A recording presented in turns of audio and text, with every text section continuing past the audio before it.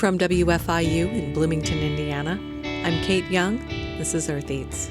Speaking directly to Black women and wanting Black women to know that their bodies are not the problem. The way that our bodies are treated and problematized and pathologized, we're often taught that it's our fault, that it's our problem to fix, or we just need to love our bodies out of societal oppression.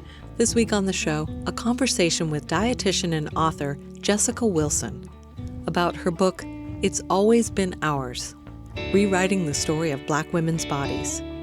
Her book challenges us to rethink the politics of body positivity by centering the bodies of Black women in our discussions about food, weight, health, and wellness.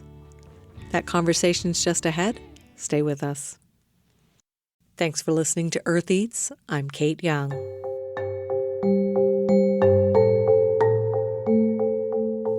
The American Academy of Pediatrics released in February of 2023 new guidelines for healthcare providers for addressing childhood obesity. The guidelines include aggressive interventions for controlling weight in children as young as 2 years old through adolescence. There's been a great deal of discussion over the past 10 or 15 years about the dangers of obesity. There's been less information about the health risks caused by restrictive diets and eating disorders, and about the damaging effects of weight stigma. I wanted to have a conversation about the complexities surrounding weight, diet culture, and about the racialized roots of our collective obsession with thin bodies. So I invited Jessica Wilson to Earth Eats.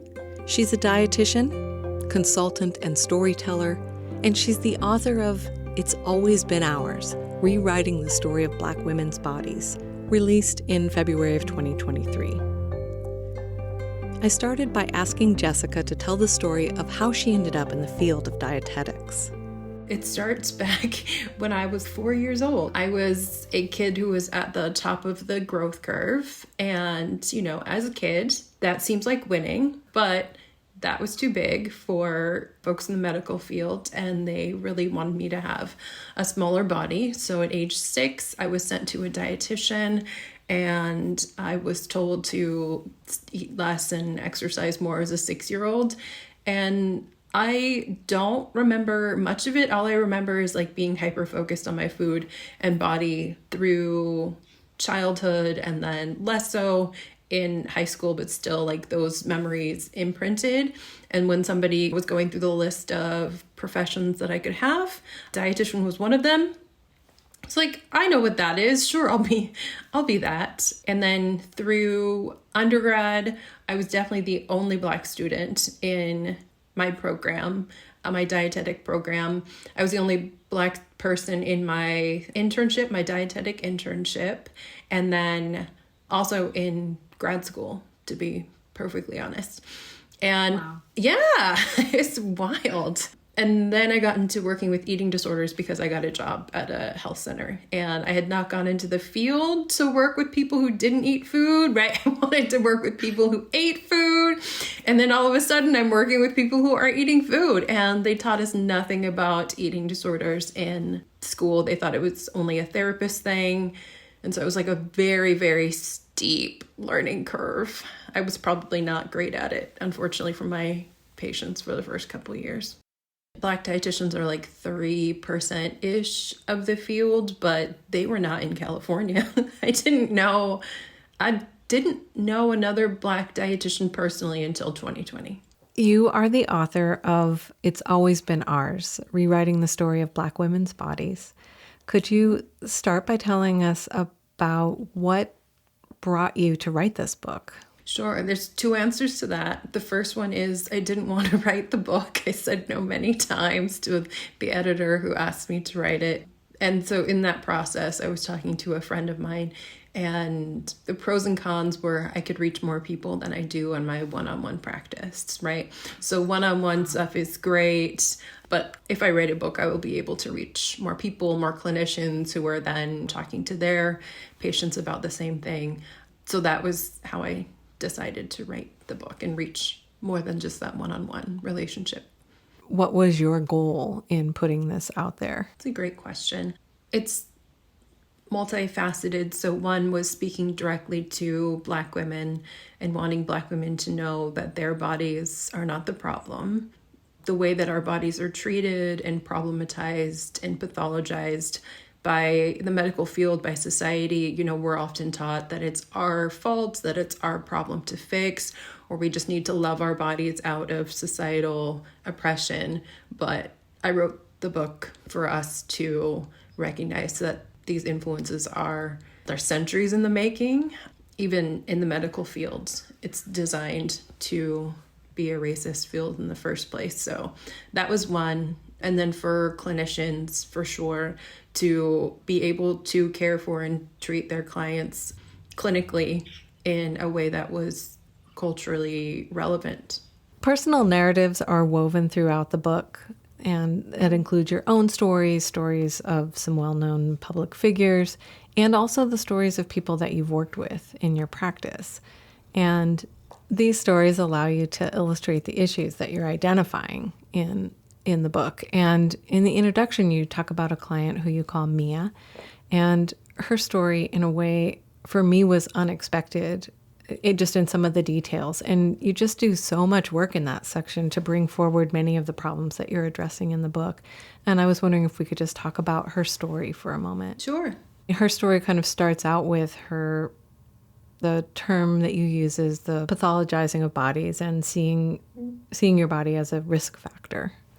That was something that happened to her, and it caused her to go on a diet, to lose a lot of weight, and to start exercising excessively. And then she had success with weight loss.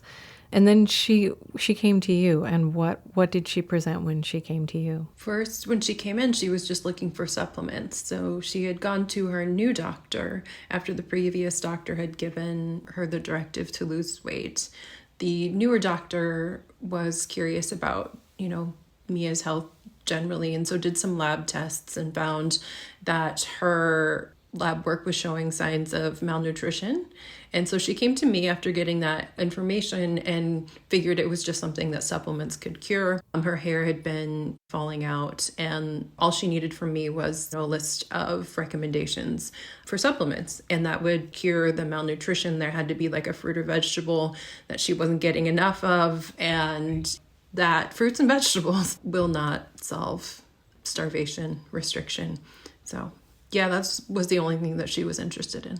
So many things come up in that one story, issues of the way that wellness gets sort of equated with purity and morality. Could you talk about that? Yeah, so Mia was on her wellness journey, right? It was about, it wasn't about weight loss. It was, for her, it was about just being really like better and being accepted into an all-white grad program.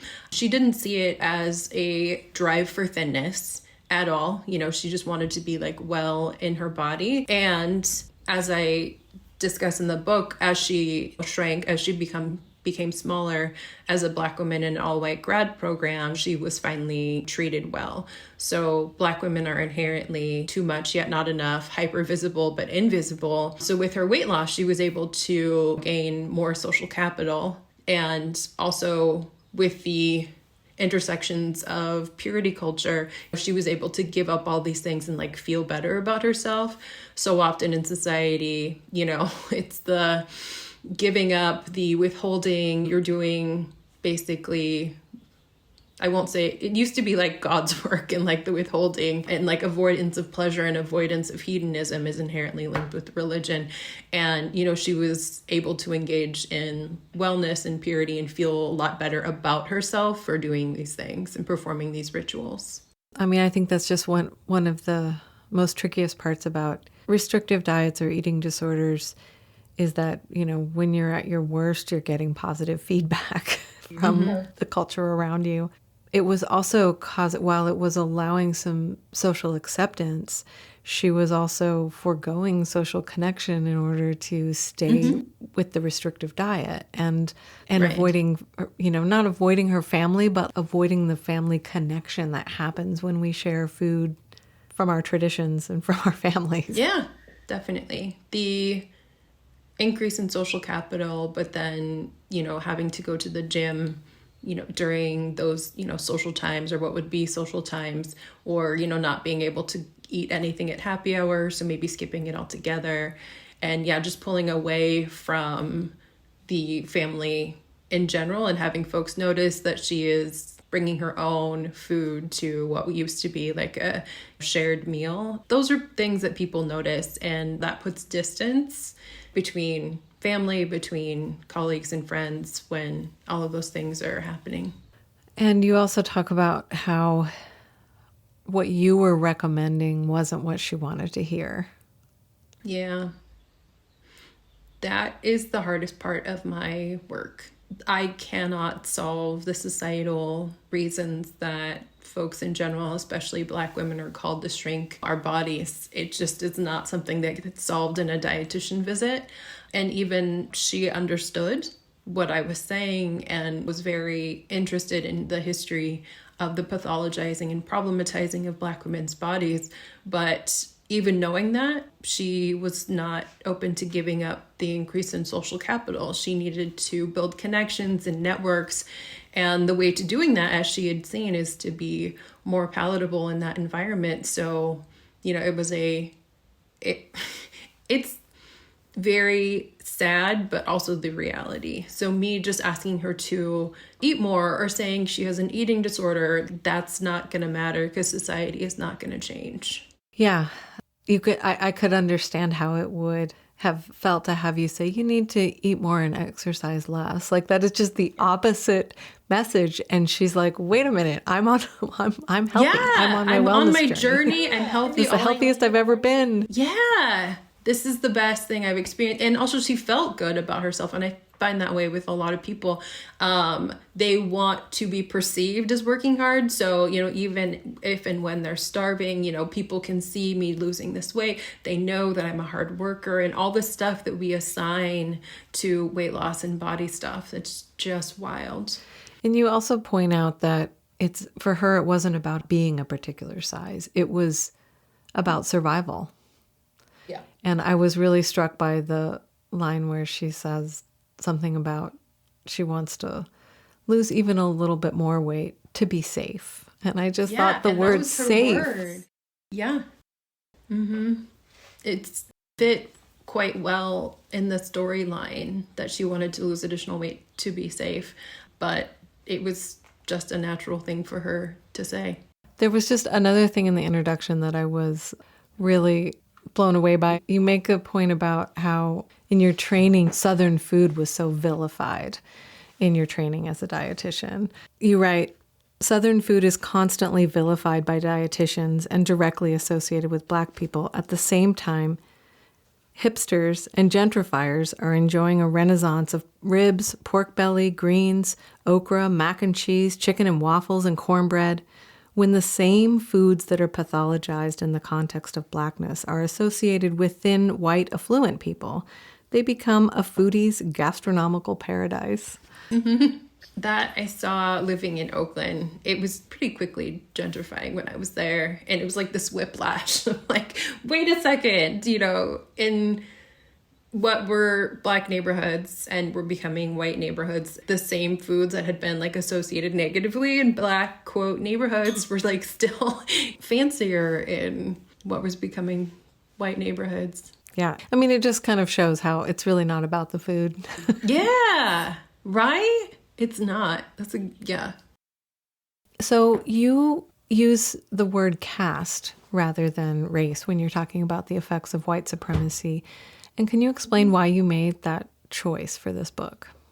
Yeah, that distinction was laid out really clear for me in Isabel Wilkerson's book Caste, and it made more sense here for me to use that one because in the land and world of diversity, equity, and inclusion programs within workplaces and organizations, racism is always this interpersonal situation, right? And I can learn myself out of racism. And that's how I saw things applied. There were Robin DiAngelo's White Fragility, and it was all about these ways that I feel or ways that people feel. And it was not, this is not about how people feel. It's about how the world is organized, everything that is at the foundation of this country. And we can't outthink ourselves. We can't just change our behavior in order for these things to go away. They're embedded for us. Right. So it puts it more in the structural realm and out of the systems and structures. Yeah. My guest is Jessica Wilson. She's a dietitian, consultant, and storyteller, and the author of It's Always Been Ours, Rewriting the Story of Black Women's Bodies, released in February of 2023. We'll be back with more from our conversation after a short break. Stay with us.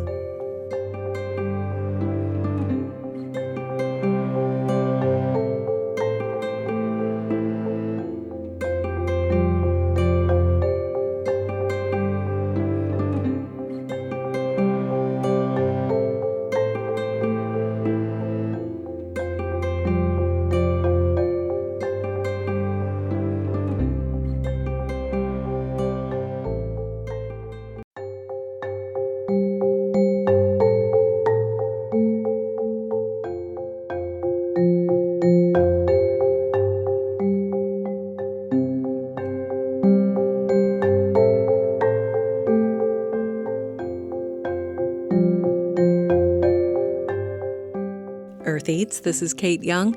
I'm speaking with Jessica Wilson about her book, It's Always Been Ours. One of the things I was surprised to find in her book is a critique of the body positivity movement. I asked her how she would characterize that and what she sees as problematic. I refer to the fluffy individual solutions to societal problems as a live, love, laugh. If only we can think ourselves into a more positive state of mind, whether it be bodies or food, then we're going to be fine. But again, it's an individual solution. Thin white folks can think themselves into being fine with their bodies, perhaps.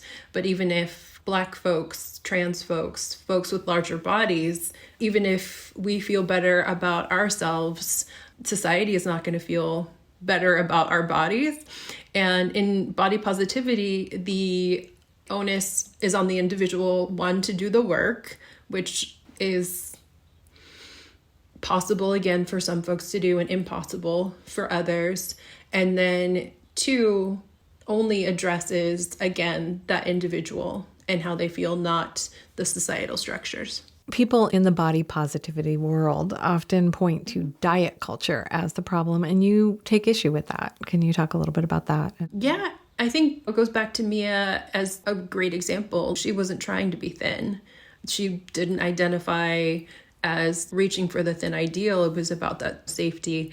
And diet culture is inherently tied to our race-based caste system, because in the 1700s and 1800s, people, especially white males, were defining both what health looked like, what a moral and good citizen looked like, and those were thin white folks, because what was unhealthy and a poor citizen were Black people, and they inherently tied fatness with Blackness based on one Black woman that they had taken and trafficked, who was a large Black woman, especially the size of her buttocks.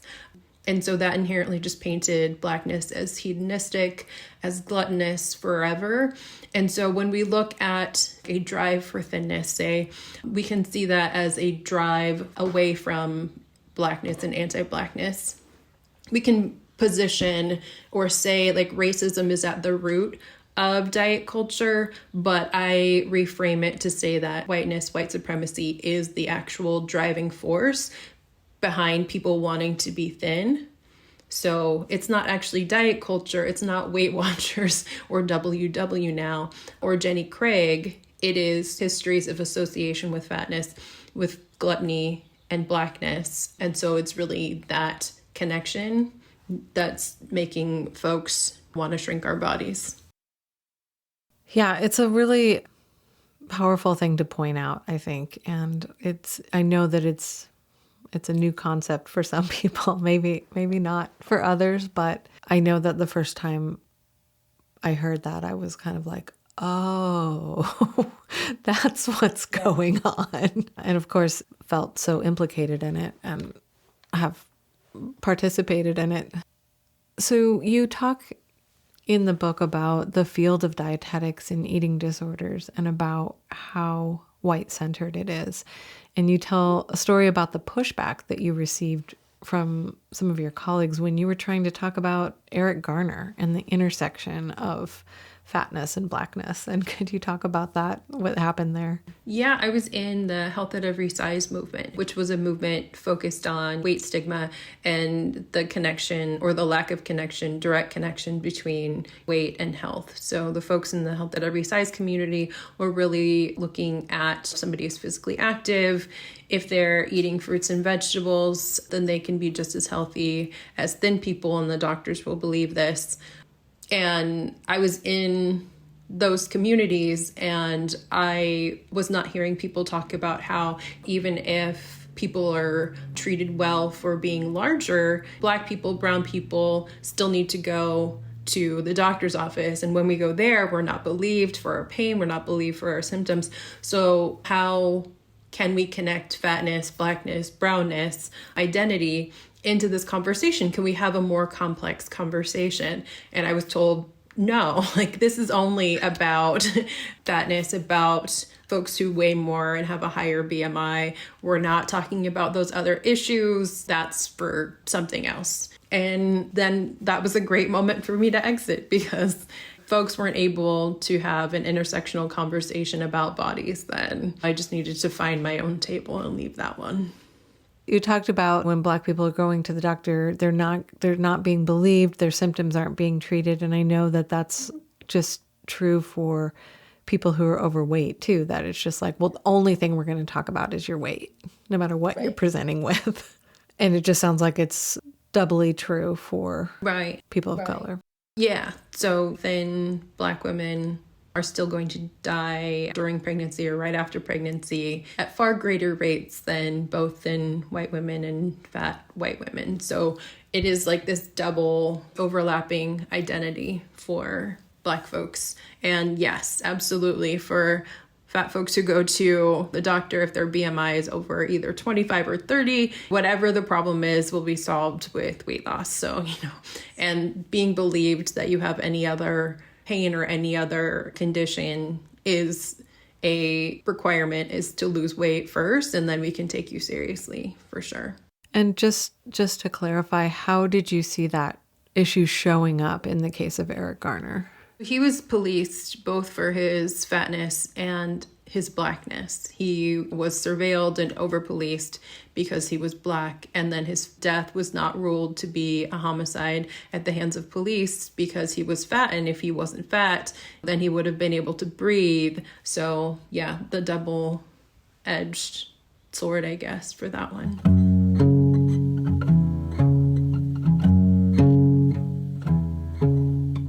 So I wanted to talk about resilience and how resilience is often celebrated as a virtue, and Black women are often put on a pedestal, or as you put it in the book, seen as special aliens who can heal the world. Could you talk about that and what is so harmful about that notion? It sounds so positive. Right. It does sound positive. Whatever I'm given, I can handle it. No one is able to tell me that I'm not good enough or I, didn't work hard enough. But of course, that results in Black women especially working twice as much to earn half as much, but overworking ourselves and just basically killing ourselves to be treated the same way that our peers are treated in the workplace. So my goal is for Black women to just be regular and just be in a workplace or in another environment so that we're not overworking ourselves. We know that stress more than our weight is a contributor to our health. And so how are all of these things lining up for us? That section when you were describing wanting to be ordinary, especially at work, such a simple desire. Yeah, to just be average.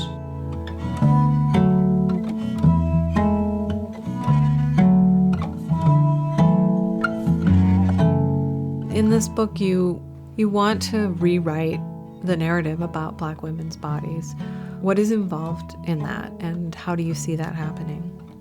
A colleague of mine, Deshawn Harrison, talks about the need to have a new idea, because all of the things in the last 500 years were really started based on white supremacist ideas. And I would love for a new society to be created, for sure. But because we are here, how can we implement policies? How can we start deconstructing caste in our own environments? What does that look like? But also, how can we talk about Black women? So those are, ideas that we can start changing today. Is it always about our resilience? Black girl magic is another more fun spin on Black women's resilience. So what or how can we talk about Black women that inherently celebrates our joy, lets us just be? And how can we expect that or demand for that to be how Black women are written about? How can we actually care for Black women during and after giving birth? What do we need to hear and see in that narrative? And I think those are things that we can change now. Can you say what you mean in the title when you say it's always been ours? That one was a more broad title to begin with, but then in all of the ways that, my friends have read and talked about this book, how I started writing it, it became far more like how much of our stories, of our joy is really from our ancestors, from our families, from really our origins as Black folks, and how a lot of that has been taken away. So how can we bring that back? How can we find joy? Because our joy has always been ours and has been used and will be used as resistance in the US and Western society. So how can we center that joy and know that it's always been ours? So the what that's always been ours is joy. Yes, the joy has always been ours.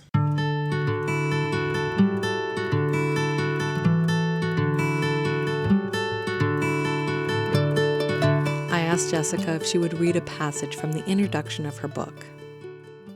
This book is about bodies and how Black women are told to have them. The dominant narratives about all bodies were crafted centuries ago and continue to be told today. From birth, our body sets expectations for those around us. This book makes the case for rewriting those narratives, for putting Black women at the center of the narratives, rather than having our stories filtered through a white lens. I use the body as a vehicle with which we can conceptualize how these stories have shaped our lives and how we might rewrite them going forward.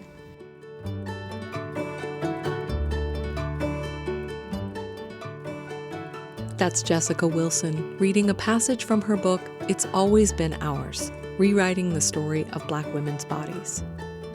After a short break, we'll return to our conversation and hear Jessica's response to the new guidelines from the American Academy of Pediatrics addressing childhood obesity. Stay with us.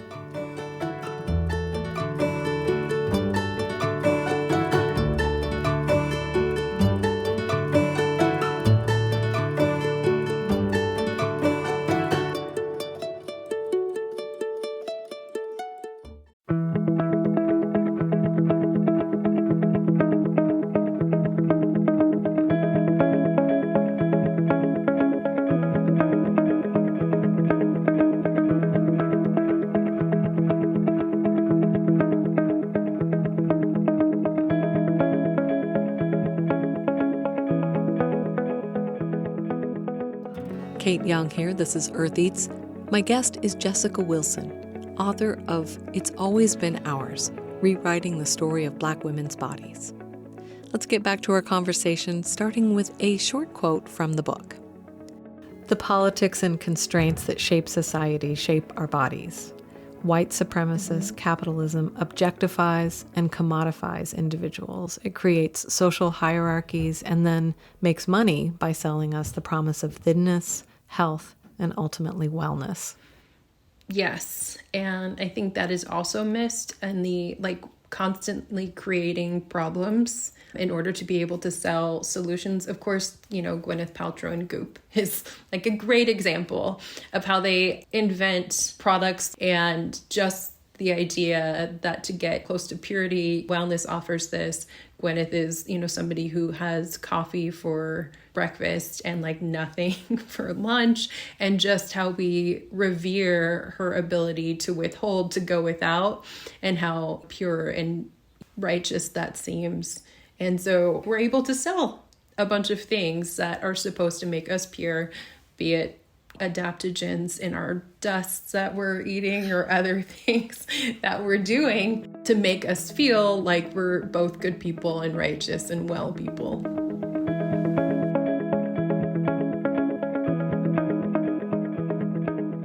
So, the American Academy of Pediatrics has issued new guidelines recently in the treatment of overweight and obese children, and the guidelines involve intensive health, behavior, and lifestyle changes.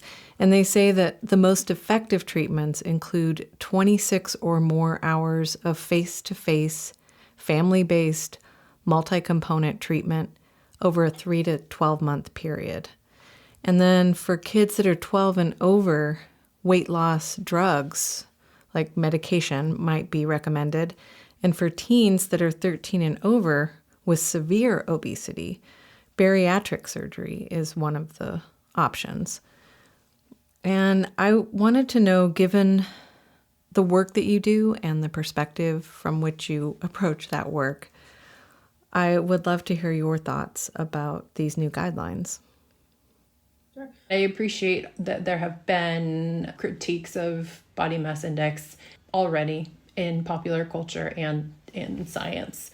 And when I was learning about BMI, we initially were told that it was only for population studies.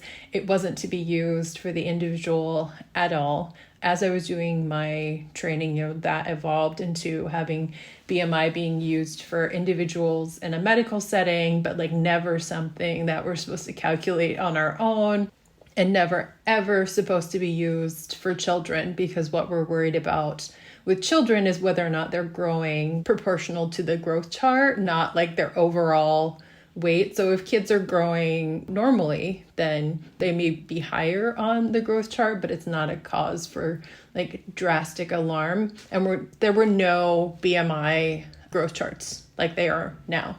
So that has been like a recent development to use BMI for children, something that it was never intended to do, but also it was never really a tool for anything in the first place. So it's complicated and harmful on so many levels. So for basically kids in lifestyle changes, being told to lose weight or having focus on your body is one of the primary predictors of getting eating disorders later in life. So initially, my concerns is that we're just like creating eating disorders for children that we weren't doing beforehand. So there will be more kids and adults with eating disorders. But also something that happened for me personally was that I was in an unsafe neighborhood. I couldn't go play. I was an only child. I didn't have anyone to play with in the backyard. And once I moved to a safer neighborhood and where I was able to play from 7 a.m. until sundown, my weight just naturally went down. But having been told that I needed to eat less, that continued to stick with me. Like, it continued to think that my body was a problem and that I should be celebrating my weight loss as a 10-year-old or whatever, when in fact it was just like something that happened and it should have been able to happen without getting praise, because then I forever associated weight loss and that praise with something that was good. And through not great times, trying to maintain that praise for my medical providers and family. So, in short, I think the guidelines are incredibly harmful, putting kids on weight loss drugs that have not even been used in children and not even used in adults for a long period of time. We have no idea what the new injectable weight loss drugs are going to do to people in the long term. We know that as soon as people stop taking the injectables, that they regain the weight. what I am seeing initially are studies showing that even if people stay on the medication, they end up regaining the weight after a while. So putting somebody at 13 on an injectable weight loss drug, are we expecting them to be on the drug for 70 more years? that seems wild and inappropriate and unsafe to me. And as kids are growing, we don't want to have them restricting calories. Our metabolisms are still developing at that time. The risk for malnutrition is higher. And as kids, I have seen, kids who have made do on very few calories, either due to food apartheid, not having food access, or dieting very young, having very, very slow metabolisms later in life. And those are things that we can't undo. I want to pause here for a moment and reflect on what she just said. Restricting a child's food intake can lead them to have an extremely slow metabolism later in life. When you have a slow metabolism, it makes it easier to gain weight and more difficult to lose weight. So these early food restriction interventions, which are based on faulty data such as the body mass index, are likely to set people up for ongoing losing battles with weight for the rest of their lives.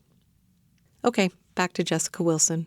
In short, I think it is a recipe for disaster. I also know, and we know, when it comes to BMI, Black and brown kids are often just naturally more muscularly and bone dense.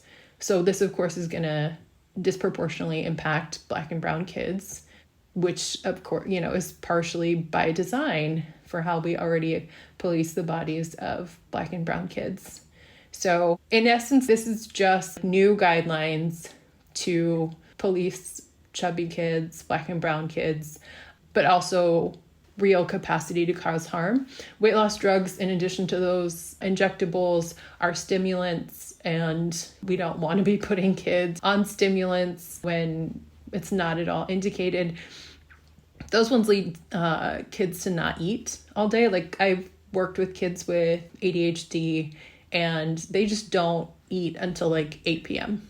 because they're not hungry and they're kids. Like, they're running around and not thinking about food. Also, phentermine is back because of the increased focus on weight loss medications. And that one is known to have side effects of heart problems, high blood pressure, and folks that didn't have it beforehand. So, I mean, I have lots of thoughts, as you can tell. Overall, I think it's terrible, and I'm really hoping that we can push back on the guidelines and undo them. Yeah, I mean, one of the things that came to my mind as you were talking is that if the BMI is not a good measure of whether a kid is on the road to being an overweight or obese adult, because it can't be if it's not designed for measuring child growth. Yeah. Anyone who's observed a child growing knows that there are stages where you're chubby and then they thin out and then they get chubby again and then they thin out because they're growing in different rates in different ways. If you're using that and then applying treatment based on that, it does seem dangerous to me and harmful. And also, if we're giving these 20 however many hours of consultation to people who don't have food, to people who don't have enough money to sustain food all month long, to people who don't have safe places to be physically active, what are we doing? And why are we just making kids and families feel bad? It's what it comes down to. So really, why are we addressing the individual when there are so many things that could happen in an environment? And it's like business as usual. It's like blame people for things that are completely outside of their control. Yeah, and that it doesn't really, the guidelines, they acknowledge that this isn't going to be accessible to everybody, that these programs don't exist. They're not, and where they do exist, they don't have the capacity to even be there for the families that supposedly need them. Not to mention the families aren't going to be able to show up for 26 hour or whatever, to do it. Yeah, it seems unlikely. Yeah.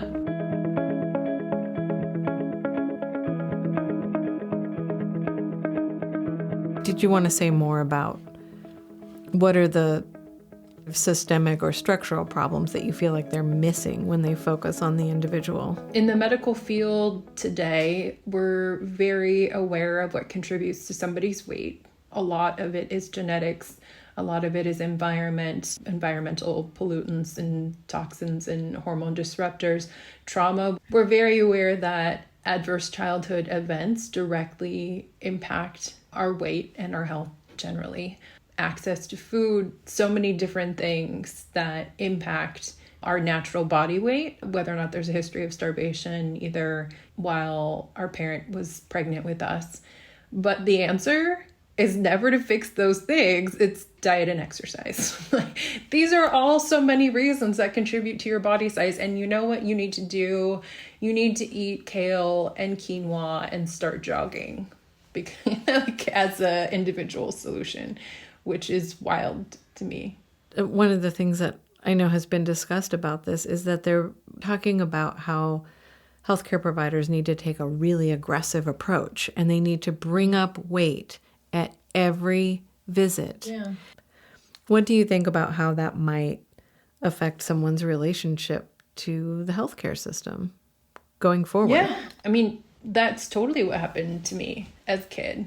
And I, again, viewed my body as inherently a problem to be solved for decades, maybe at least a decade and a half. And yeah, so many of my Black friends especially, just won't go to the doctor. We won't go places where we've been told we need to lose weight. My fat friends as well, just won't go to the doctor until we're very sure something is actually wrong. Because if it's not, the solution to whatever it is will just be to lose weight. Whatever is bothering you will be better once your BMI is under 25. So yeah, all of these things directly impact our access to healthcare, or at least access to healthcare that believes us about our bodies.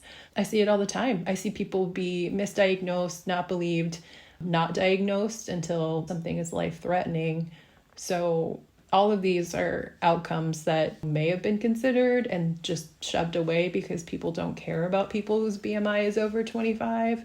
I don't know. One of the other things that I noticed in the language was that they're talking about obesity as a disease, not as a condition that causes or could lead to disease, but they're calling it a disease itself. And that to me feels new, or is that something that's been going on for a while? I think, honestly, the conversation has evolved over time. I feel like in the Biggest Loser, Let's Move campaigns, my 600-pound or 500-pound life, all of those, the language was a lot about this will lead to disease. All of these things are bad because you're going to be a bad parent or a bad employee. So if you lose weight, then things are going to be fine. But yes, it wasn't looked at as a disease in and of itself. But yes, absolutely, that is changing and has changed. So people themselves, regardless of whether or not they have any of the things associated, but not causation, but not correlation with their weight, even if they don't have any of those things, people are still looked as if they're a ticking time bomb if they're overweight. You may not have anything wrong with you now, but just, give it 6 months or whatever. But, people again and again are fine, but the problem is their weight. It's not retreating or diagnosing anything else. I understand how maybe when we started talking about addiction as a disease, it was a way to destigmatize. It was a way to say, look, this isn't personal failing. This isn't, a willpower issue. This is something that was a condition you have and you have to treat it like a medical thing. But it just feels like with this, it's different because they're saying the shape of your body, the size and shape of your body is the disease. And that feels like exactly what you started talking about the pathologizing of a body. And if you're doing that to a child, it's... And what's not mentioned is how instrumental pharmaceutical companies have been in that development. So a lot of the we're putting, quote, obese people, we're having obese people centered language and in these processes, but it's 1000% pharmaceutical companies who are then saying, if you're experiencing weight stigma because you're overweight, let us help you. It's a biological thing. Here's a drug, Vyvanse or any of the injectables that will cure your experience with weight stigma. Let's sell you this product. 1000% it has been the pharmaceutical companies creating a disease so then they can sell the cure.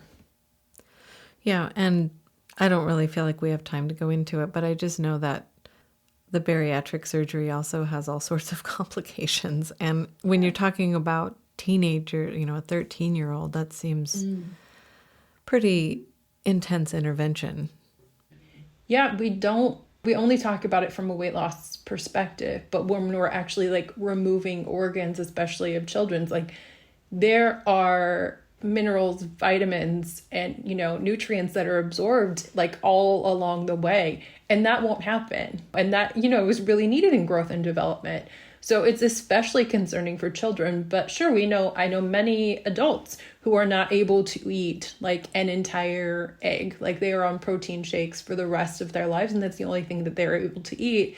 Otherwise, they will vomit. So these are just things that happen in adults. Why are we going to risk that in children? And yes, there's no research on the impacts of growth, of development of kids.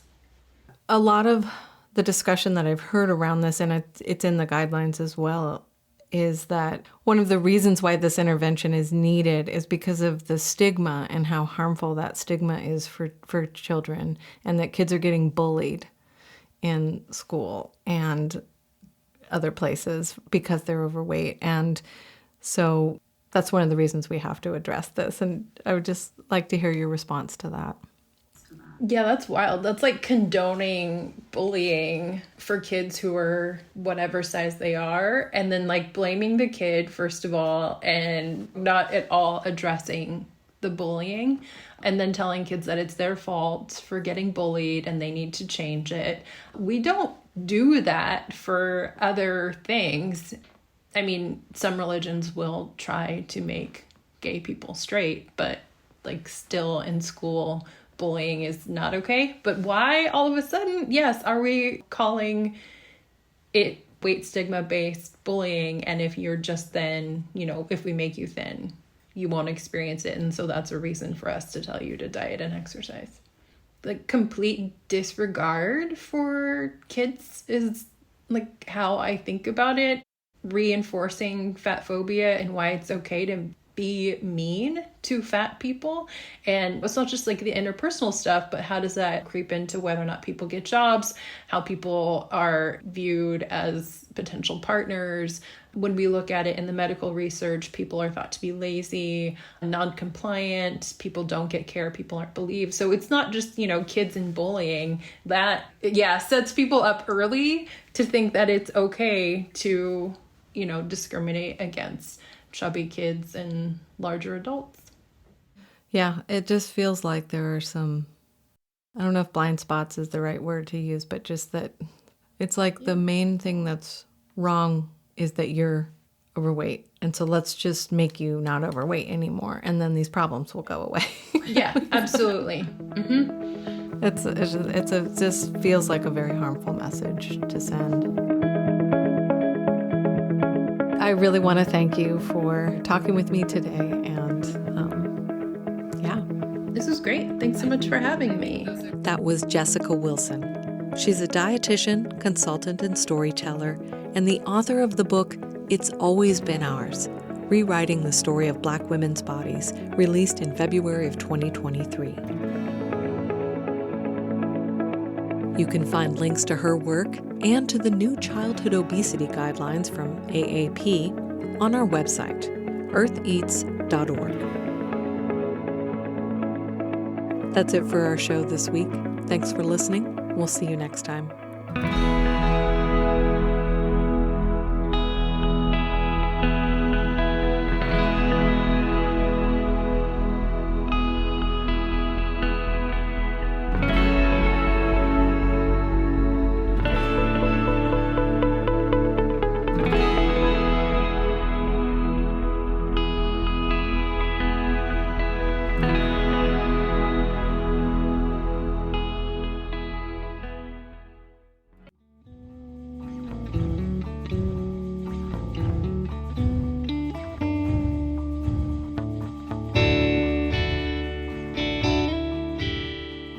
The Earth Eats team includes Violet Barron, Eobon Binder, Alexis Carvajal, Alex Chambers, Mark Chilla, Toby Foster, Daniela Richardson, Samantha Schemenauer, Peyton Whaley, and Harvest Public Media. Special thanks this week to Jessica Wilson. Earth Eats is produced and edited by me, Kate Young. Our theme music is composed by Aaron Toby and performed by Aaron and Matt Toby. Additional music on the show comes to us from Universal Production Music. Our executive producer is Eric Bolstridge.